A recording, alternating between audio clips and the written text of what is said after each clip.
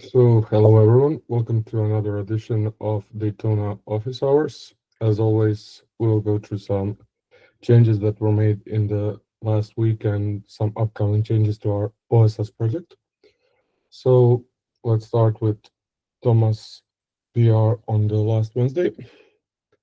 So, Thomas basically added a release pipeline finally to our OSS project that will build all the projects and run an X release that creates a nice GitHub release for our project, and also will release our SDKs to both npm and PyPI.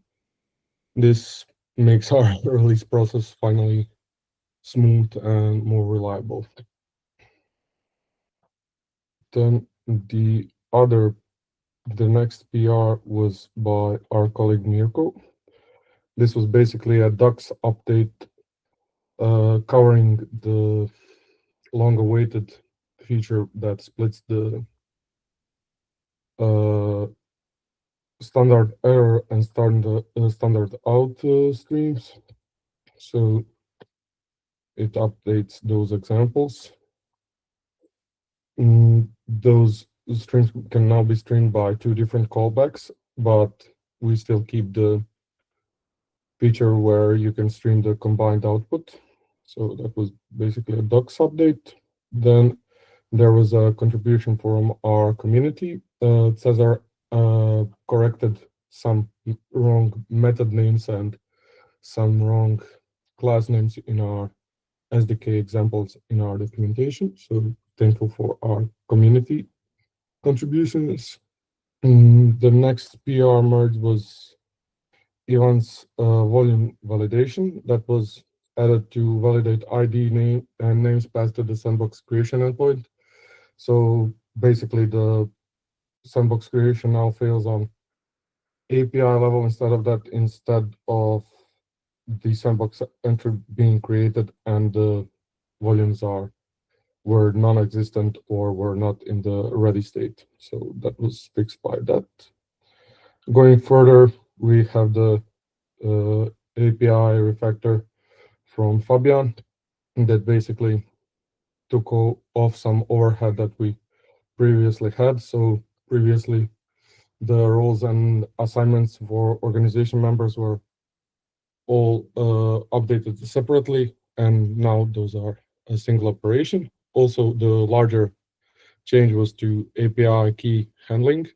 Before, when users' permissions were revoked, the API keys created for that member were kept, but then the permissions were stripped at use. So that was a huge overhead. And now, when the permissions were stripped for the user, it displays a message for the admin that all the keys having those permissions will also be revoked. Going on further, so Mirko added a recursive option to do file or folder delete, so all the files contained in the specified folder are now also deleted, so that is handled more intuitively.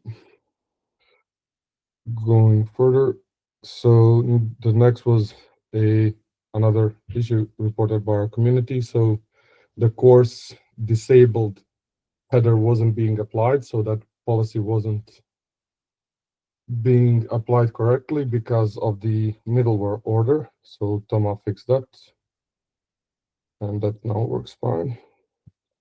Going on, then we had a long-awaited fix for the destroy, remove, or stop container operations that would fail for various Docker reasons. And now Luca added an exponential backoff and up to 5 retries to try and stop, destroy, and remove those operations. So that is now way more reliable. Furthermore, Toma removed the legacy runner proxy fallback for the sandboxes with the missing daemon version. So that is getting deprecated.